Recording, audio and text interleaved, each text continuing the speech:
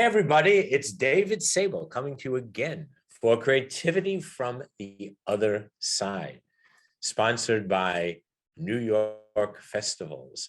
And it's a great forum where we talk to the most interesting creative people in our industry, outside our industry, people whose creativity is just so inspiring that I want to learn about what makes them creative. And today, I'm so happy to have an incredible creative icon from Germany with us, Felix Fenz, who is the Chief Creative Officer of Grabarz Partner. We'll talk about Grabarz. Grabarz is a great agency in Germany, and they do amazing work. They're in Hamburg and Berlin, and we'll talk about the two offices and the difference.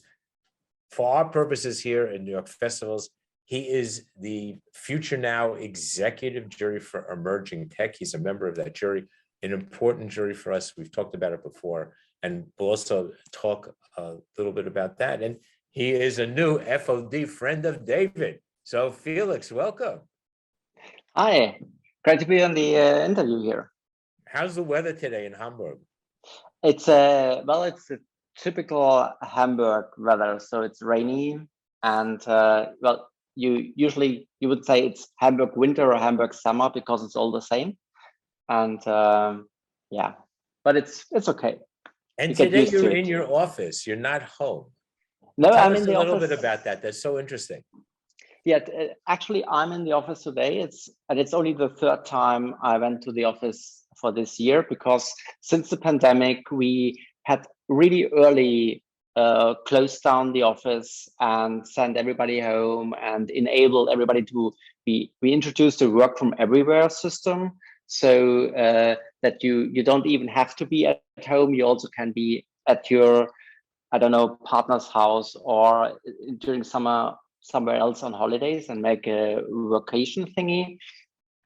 So we adapted quite fast to that, and now as the numbers that go up again during the winter, I spend most of the time at home and work from there. But today you're in the office and lots of people are there, you said. It is so, yeah. It's really a weird experience. It's a great and weird experience at the same time, because somehow you still have the feeling, okay, we have to keep a distance, but you're so happy to see everybody again, and you really can feel the energy, and that's something I missed a lot when you just work on the computer screen. And it's just another dynamic when you meet the people and get talking. So let's just file that for 1 second. We're going to come back to it, but that's so critical. As much as work from anywhere and everywhere is not just you, but many people have done it. In fact, everybody who's got a half a brain has done it, because it's the only way to work right now. But I love that you say you feel the energy. It's different. It's different than being on Zoom. I don't care how much energy you exude. It's different when you're in person. It is definitely. It's especially as a creative person. It's I rarely talk to anybody who said it's different. I do it better on the screen. It's just when you, as a creative, when you come together with your team, with your team partner, it's and you get in a discussion and you start like ping-ponging ideas. I think it's just not something you can replicate on screen. And sometimes I also ask how Zoom or Teams decides who has the right to speak at that moment, and which voice is switched on and which voice is switched off. So, and I wonder somehow what it does to a meeting and to like bouncing ideas.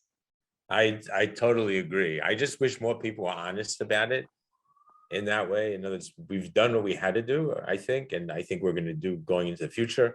We definitely have reached a tipping point. There is going to be more hybrid, but everyone I speak to, without exception, tells me if I would give them, creative people, if I would give them the opportunity to stay wherever they want, working out of any Starbucks or anything you want to do the rest of your life, or come into an office when it's appropriate, when you feel like it, when it's good for a thing to do, but you have to make one choice or the other. Either you're completely off or you're hybrid. which would you do? Everybody picks hybrid. Yeah, and it's I think hybrid will be a huge challenge actually, because on one hand you get used to like being at home, and you get used to this extra hours. You don't need like commuting to the office, and then on the other hand, it's so much better to be in the office. And then you have these times where you have to work for yourself and concentrate, and that's something you can perfectly do at home, probably At home, right? better. Well, if you have kids, it's a different situation, but yeah, it's but when it's really about bouncing ideas, developing them, getting stuff done, it's better to go to the office and to come together. Good for And you.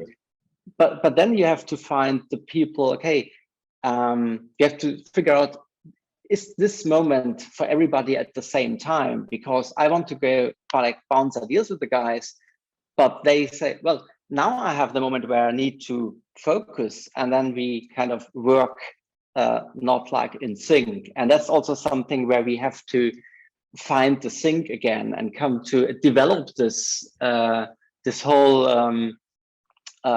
rhythm of right, the choreography of hybrid. No, I agree with you. My view, by the way, which I'll just share, is that ultimately the next, call it disruption, the next big, whatever it is going to come from 5 people sitting around a table together, not from 5 people sitting on Zoom. I'm ready to bet. So that's just that's my prediction for the future, because I do agree with you. I think that the creative energy and the creative, because you can ping pong all over. You can ping pong online. I mean, you can play Pong and go back 40 years, but there's nothing like being in a room with people when it's a creative issue and actually working out the final pieces, in my view. So good. I'm glad you did. We'll come back to that in a minute, but I want to talk about Felix the young Felix who wanted to be an explorer, a scientist, an inventor. So who is your favorite explorer? Oh, there's several, but I always remember as a kid that I think it was Sunday mornings, and it was not the original airing, but we always watched Jacques Cousteau, and but it was, yeah, I don't know when it originally aired. It was already old back then when I watched it, but it was super cool how they like traveled everywhere and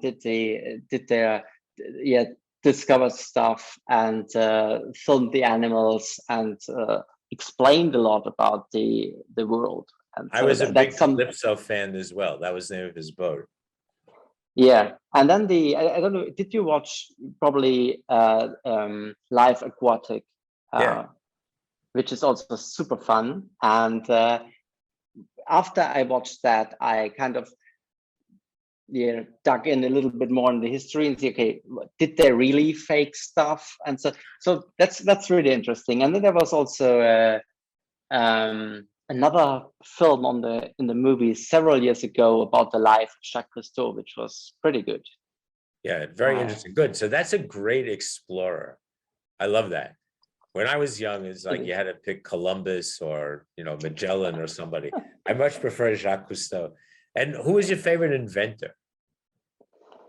Oh, and by the way, I just want to point out that as an explorer, Jacques Cousteau was also an inventor. He was an innovator.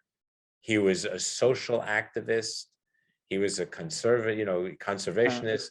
So he sort of ticks many boxes, not just one. So I sort of love that that's your icon. Yeah. He invented the aqualung, I think. He did. Which is also great because I love diving. And weirdly enough, I started scuba diving just 5 years ago. And It's something I always thought about, but I thought, oh, it's something which is so exclusive, you can't do that. But it's quite simple, and I can only tell everybody, do it, try it. It's so amazing to swim, and you have this fish around you, and you're your kind of weightlessness in the ocean. It's Where's your favorite place to scuba? The best I went is in Thailand, and so it was in the area of Koh Lanta. Right. So it's the Andaman Sea, and I also did some great dives in Mexico at the California Peninsula in Cabo, and yeah, I went diving in Korea, but the water was super cold, and it was in Jeju. And I don't know if you know that on this island there is a tradition of old ladies collecting sponge, I think, in the water. And that's okay. If they can do it, I can do it. But I can't. It's so cold. I love it. So you loved inventors, explorers, scientists, but then you thought, but you drew nicely, right? And no doubt your mom told you, wow, you're a great artist, as many of us have heard when we were younger. And you thought, well, maybe I'll be a graphic designer, maybe I'll be a filmmaker, maybe I'll be an animator, I'll go into UX. And then what happened? What did your professor say to you? Yeah, it started earlier. In the beginning, I was really good in arts in school, but that's in the end, art in school is really weird because they say paint like an expressionist. Yeah, but why did expressionists paint it like they paint? So it's a bit weird what you do. So, but I was quite good there. So, and then I thought I would want to study journalism, but then I heard, okay, it's impossible to get in there. And I was stupid back then and I didn't do more research. I was like, okay, yeah, no, if it's impossible, I don't do it. So I went to art school and I did everything there. So really films, I did some programming. I even designed a typeface, which was horrible because you have to be really accurate and I'm not. And I had this professor and she told me, well, Felix, your ideas are good, but it all looks shit. It's not, it's not good. It's just not, it doesn't look right. And yeah, she was right. And I said, look, and she said, okay, you have to become a copywriter. And I hadn't thought about that until that point because I also wanted to work abroad. I wanted to go to a different country, and my English is not perfect now, but it was worse back then. So I thought, I have to work somewhere where I can speak German. So I can't be, I can't work in English and be a copywriter. So she said, well, go to Austria. And so yeah, that was my foreign adventure I did. I went to Austria and became a copywriter, which was quite fun.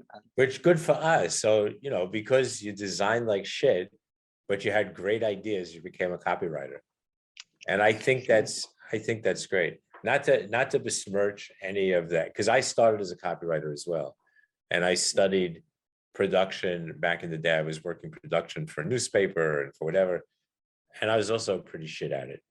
And so it's actually a feedback sometimes I give to the teams. And I say, look, it looks like I had done it. You can do it better. We have the idea now make it amazing, because I can't do it. I know it when I see it, but I don't have the love for the detail in crafting something and unleashing the creativity, the art power of an idea. I've always found that CCOs and other, creative leads who come from the copywriting side but have some design background are actually the best, because if you're forced to, you're not just visualizing, you're beyond visualization, because you're not visualizing a specific layout, you're visualizing a big idea. And I think there's a big difference. And I think that sometimes our ideas get too small because we visualize an ad where we visualize a thing and we're not visualizing the big idea. Would you agree? Absolutely, especially when you start to work too early on the computer. So I'm also a big fan of pen and paper. It's I'm very old-fashioned here, and it's when you think about channel agnostic creativity and creative ideas and creative platforms, it's always more based in a concept which is written down than in a beautiful craft visual. And what we see now with the demands of the different channels and the modern channels and how you make an idea come to life in social media and in, well, there's not one social media, but that so many different social medium channels, and every channel has this other demands on ideas. So sometimes beautiful crafted is the wrong thing to do to make the idea right and in their best way. You know, it's so interesting. Because I don't see that as being old-fashioned, working in pen and paper or whatever the equivalent might be. When I grew up, if you didn't have the elevator idea, then you couldn't talk. That was it. You had to have the elevator idea before you did anything, before you wrote a line, before you designed anything. And tissue sessions were actually that. What I find with computers, and I think the clients often have a hard time with this, is because it's so easy for us to get to something that looks like a finished piece. We show them an idea, they think it's a finished piece. We call them ad-lobs, ad-like objects. And all of a sudden, instead of looking at the idea, they're telling you, well, why don't you move the headline a little bit? Why? And it's like, no, forget it where it is. It's not important. I haven't figured that out yet. We're just showing you. And I think that's an issue. It is. You focus totally on the wrong things, and there's different levels of that. There's this one thing which happened to me where we used existing photos to make a mock-up, and we used the photo of an actor we could never afford. And then suddenly we got in a discussion that we could never afford this actor, and said, yeah, it's not about that. It's about the man with brown hair. I don't care. It's just we took him. And then it's also when you present a film, we kind of with presenting too elaborate stuff, we trained our clients to have very high expectations how far it's already executed, and they kind of lost the abstract thinking and the fantasy to understand an idea. And when I present a script and I just read it, sometimes you're not able to sell that anymore. Right. And it's really weird that you come in this, especially when you have clients which do a lot of testing, that you already have the finished film there without even having a director included. So there is I had this thing it's a long while ago where we made a script and then we gave it to because we don't, there was just the junior art director who had time, and okay, could you make some first illustrations to give it as a briefing to the illustrator for the storyboard? So she sat down and she did that illustrations, and then the storyboard artist made the beautiful storyboard, and from that it went into animatic, and it was tested and it was good, and then it was shot. And because she drew the door on the right side, we had to find a set where the door is on the right side because that tested good. So the director was totally unnecessary because he didn't have any freedom, any ways to make the best out of this craft. So we worked with amazing creative people, but we couldn't use all this knowledge, all this experience, and this creative power they brought to the table. Wow, I love that story, because my view has always been that you keep everything, particularly storyboards, as loose as possible, because then the director takes it and adds their piece of creativity to it. And a great director makes your idea in craft even better. It's always been my experience. Even little things. I remember we once had a director who did something for Ray-Ban, and there was an iguana in the opening scene whose head turns like this to follow a car. Now, that wasn't in any of this story. It never occurred to anybody, but the director saw it. And when you see the final film, you just realize just like that little thing was brilliant. It It is. was And, beyond. and for me, that's the only way how you can create something really new. Because even worse than the whole storyboard orgy, is when you start to use existing footage and already make like create something, and it's okay. And yeah, it's always bad because It's then always you bad. just rearrange existing shots, stuff which already is there, and that's not good. But So clients, I was gonna say, let's switch gears a minute.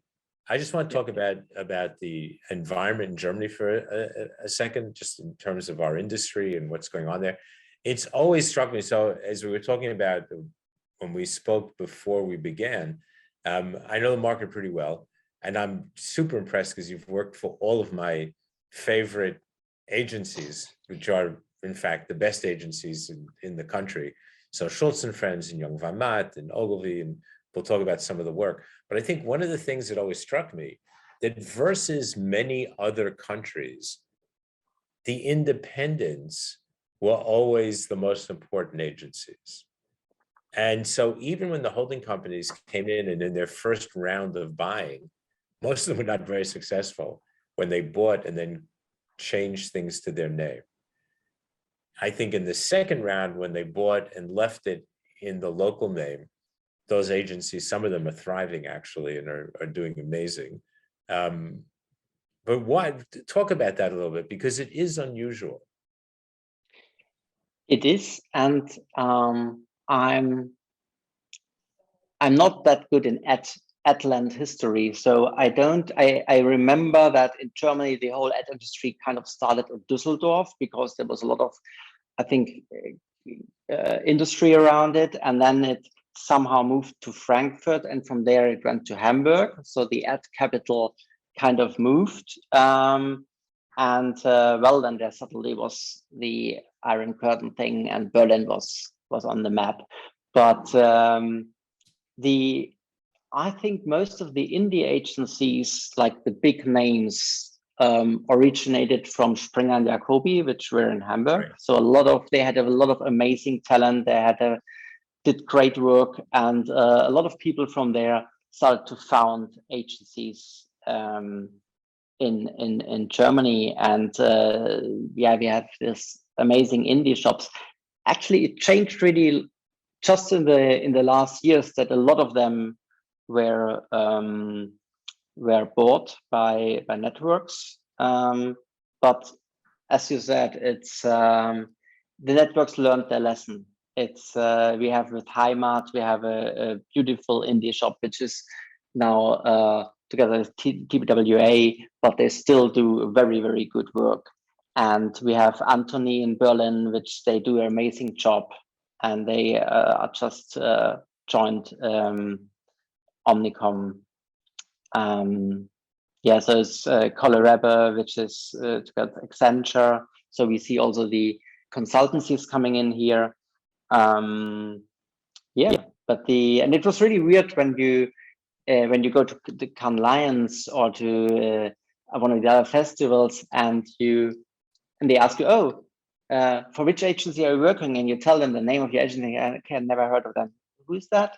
And on the other hand, when you looked at the networks, and I had a great time at Ogilvy, we did good stuff there. But when you look what the networks do in the other countries, they basically had the same status as the indie agencies have in Germany.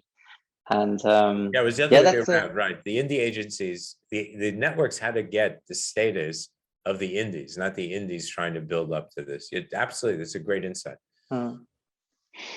I love that. Good. So let's talk a little bit about work, like your favorite work.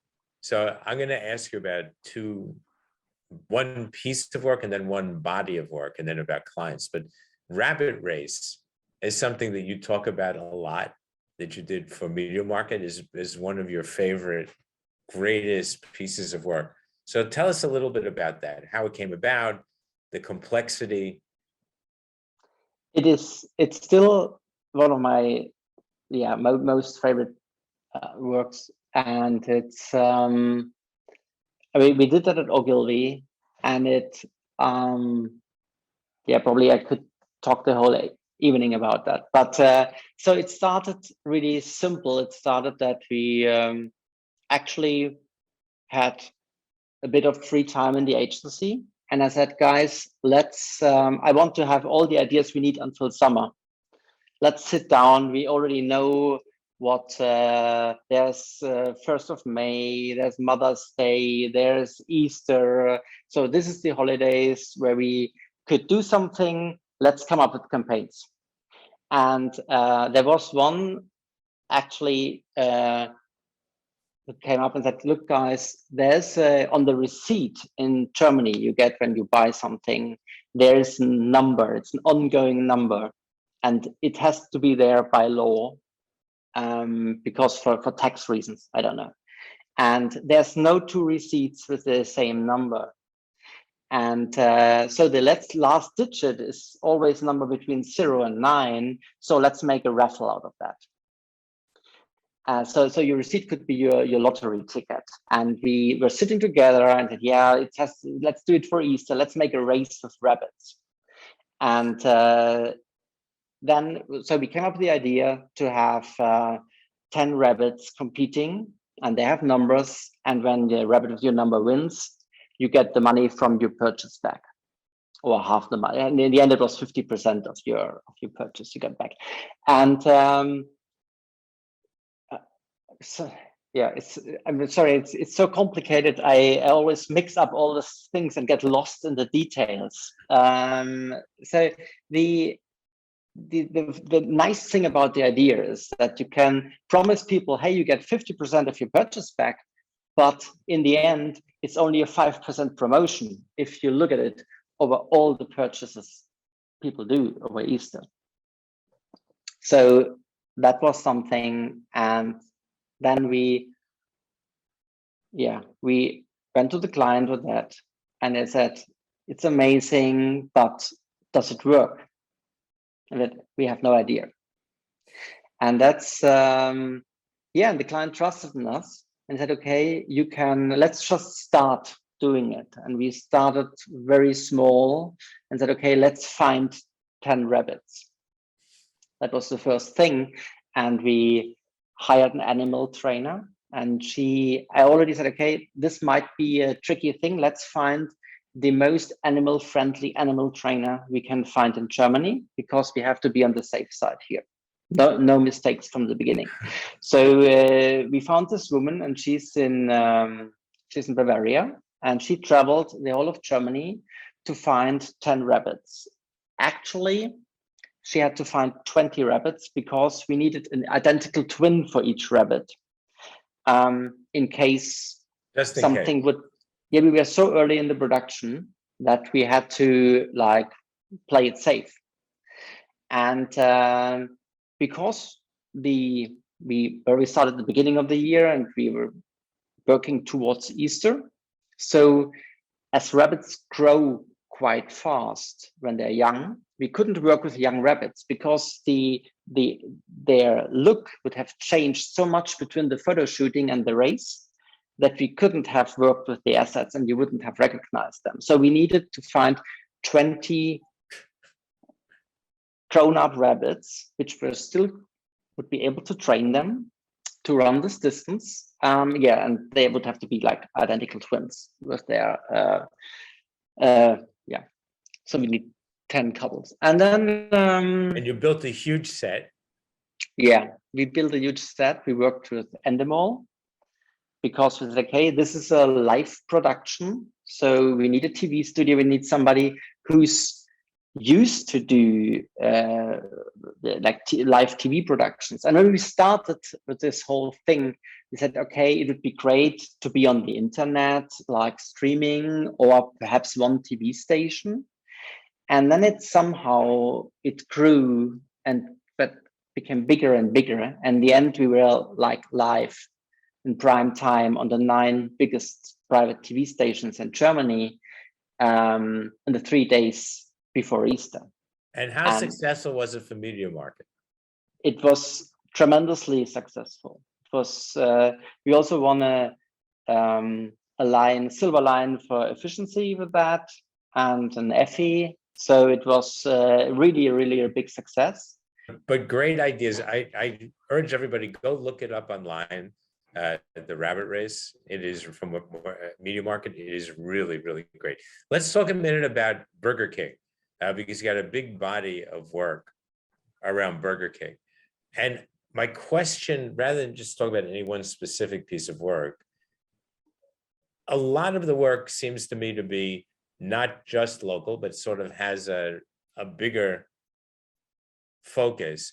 And I wonder how much of that is a great client at the center who understands how to work with local markets. So maybe you could say something about that. Am I wrong? Am I right? So no, they are a very demanding client in a very good way, because they always push us to be more creative and to do better work, to be more daring, to have more like guts. And it's always not only to like, of course, we work for the German market and that is our focus, but it's always how can we make it bigger? How can it like get some picked up in PR and make the way around the world? Because people love this campaigns from Burger King. People are already used to this great creative stuff all these agencies around the world do for Burger King. So there's kind of a fan base, and that's a huge opportunity. And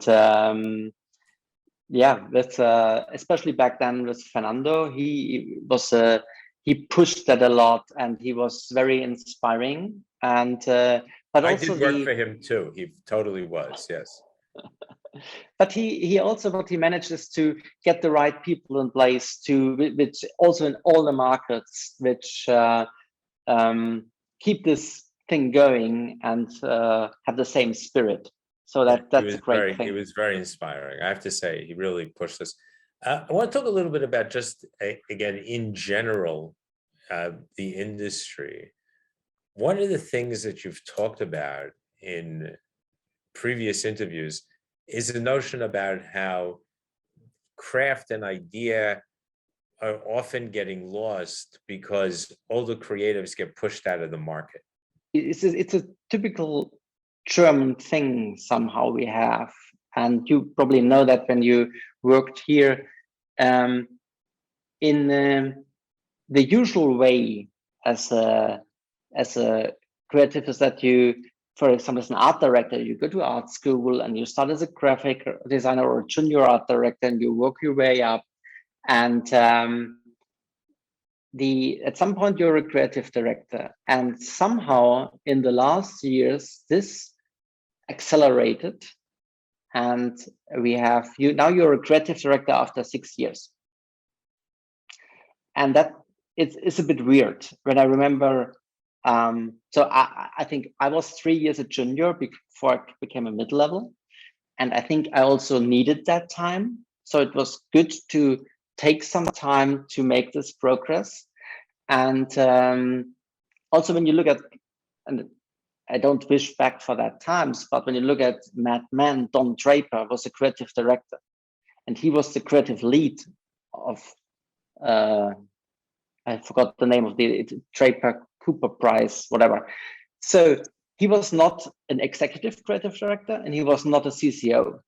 He was the creative director. And that's really interesting. So, and that's the one part of this whole development we're seeing. And the other one is that you have people who really love the craft, but they're not a creative director. But somehow they have to make the next step, because in Germany, we have a strong link between what kind of salary you can get and your title. So if you say, I'm an amazing senior art director, you would not, you at some point, you have to either become a freelancer if you want to earn more, or you have to make the step to a creative director. And there are some agencies in Germany now who are like not longer happy with that, and they're like working on solutions. One of them is Grabarz, actually. The other one is us. Probably there are more, but that's the two where I know it was okay. We have to somehow break this wheel and make this different and give a different opportunity, because we're losing so much great talent, so many people who are not happy as a creative director. So folks, we had a bit of a technical glitch, and in the middle, Felix actually went home. So if you notice that his background has changed, it's not virtual, that's real. He is now at home. So today has been a hybrid workday for Felix. So we're right in the middle of everything that's good and right about what's happening in the world. So Felix, I just want to ask you one last question about Burger King, and just sort of like the ethos of it. So we talked a little bit about having a great client like Fernando, who I mentioned was also my client. We did some great work, won a ton of stuff with him in Cannes, and he was an awesome client and inspiring, and the work was very powerful in the US. What interests me is that with all the local differences and all the things that we do, that Burger King work actually resonates just about every place in the world, which is kind of interesting, no? Because you would think that a food chain like that wouldn't, and yet somehow they've elevated this stuff to a place where it works very local, but some of it actually just has universal themes and interests. Yeah, well, to me, that's the magic of a very strong brand. And when you execute it, your stuff, and stay very close to this core of the brand and to this topics like flame grilling, Wopperlauf, this openness of like Kamasura, this welcoming people, feeling welcome there, feeling at home to enjoy your food, then and it's when you look at it, it's mostly all built very close around that, and then it works everywhere, and everybody kind of can relate and understands it. That's amazing. I mean, I agree, and I think it's spectacular. So let's go to the jury for a minute, to the Future Now executive jury. What kind of work will you be looking for? Well, for me, it's work which is not necessarily technology driven, but technology enabled. And because when I look at work, I think it's always about people and what does it really matter to them, and does it move them, does it create emotions, and does it solve a real problem for them, and does it create an experience? And for me, technology is that what can create this magic moment for people. And I think that's what we should be looking for, to something which is not just self-love of some technology gimmick, and not just the typical bullshit bingo stuff, which is now like everybody talking about, but how does it really change the life of people?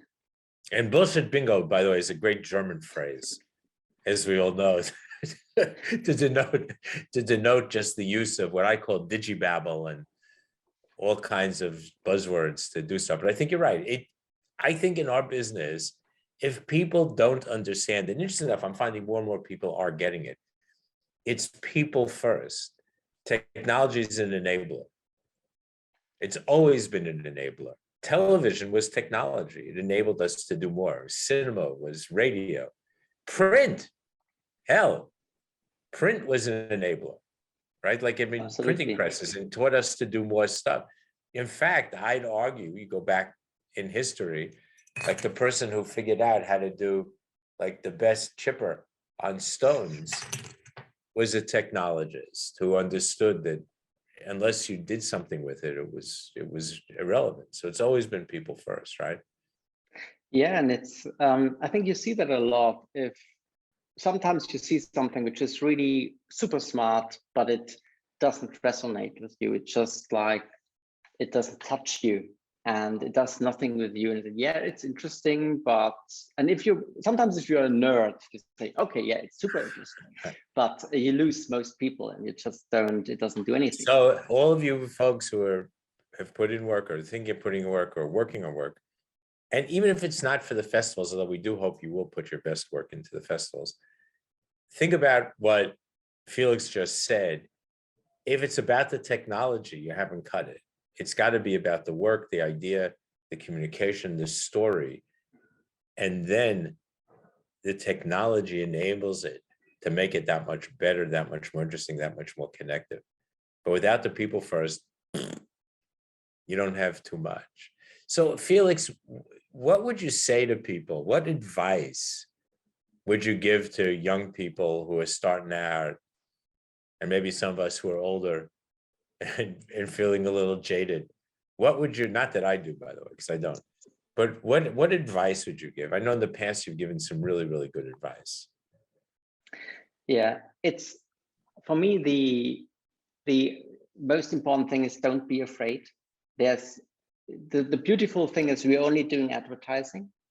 So it's, some people say, yeah, I'm just doing advertising, I'm not saving lives, but that's also a bit of the beauty of what we do. So we can play and we can make mistakes, and well, you learn from every mistake. And in the end, the worst thing you can lose is money. So it's really, I can only tell everybody, don't be afraid, explore, try stuff.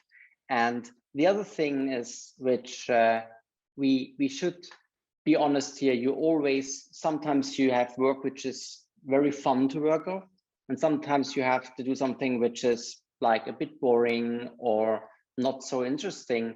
And I could just like tell everybody, try to find something you love in everything you do, and then it will just become better. And this can be like everything. It can be your team. It's like, I don't like the brief, but the people with whom I'm working on this are just amazing. And I get so much of just being together with these guys. Sometimes it's an interesting brief. And sometimes it's, yeah, even if you just travel to a great location to make it happen. Love everything you do. I love that. That's such great advice. So I have one last question for you. One last question. It comes from our future watching audience and somebody you know very, very well, Ralph Ewell, who wants to know, is he really the most amazing, unique, incredible human being that you have ever met? Oh, that's a difficult one. I guess it is so. I just haven't like probably realized all his incredibleness. It's and there you go, Ralph. I asked the question. Pay attention. I asked the question. So Felix, I have one thing for Ralph. We can just, I think he should help me to see it better, and he should invite me for a glass of red wine. There you go. And me as well. Hello. I'm looking forward to it. So Felix, thank you so much for spending the last hour or so with us and sharing your wisdom, sharing your experience, sharing your advice. It's been absolutely sharing your knowledge of the market. It's been absolutely fascinating. I do look forward to visiting you.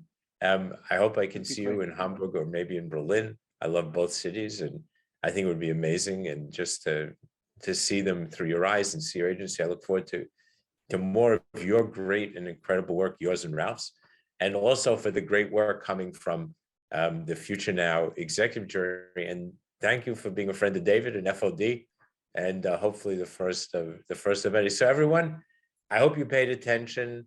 Love everything that you do. Lean into your work.